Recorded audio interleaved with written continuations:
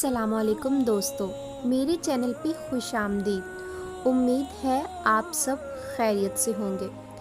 दोस्तों, एक दफ़ा का ज़िक्र है कि एक यहूदी आलम ने 3 सवाल करके तमाम मुसलमानों के मजमे को वसवसे में डाल दिया। यहूदी आलम ने सवाल किया कि अल्लाह एक है तो इससे पहले भी कोई होगा? अगर अल्लाह है तो इसका चेहरा किस तरफ है और अल्लाह अब क्या कर रहा है? मजमे में 9 साल का बच्चा था। वो उठा और उसने यहूदी से कहा, गिनती गिनो। यहूदी ने गिनती गिनी। फिर बच्चे ने कहा, अब इसे उल्टा गिनो। जब यहूदी ने 1 कहा तो बच्चे ने इससे पूछा, अब तुम ये बताओ कि 1 के पीछे क्या है?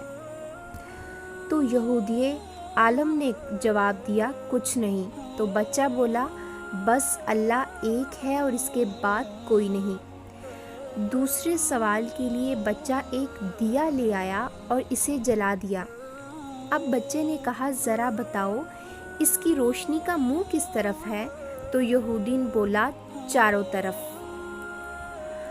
बच्चा बोला, अल्लाह नूर है और चारों तरफ है।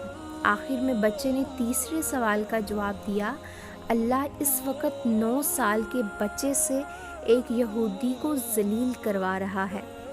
दोस्तों, हम मुसलमान हैं और हमारा ईमान है कि अल्लाह एक है, उसका कोई शरीक नहीं और वो हर तरफ है।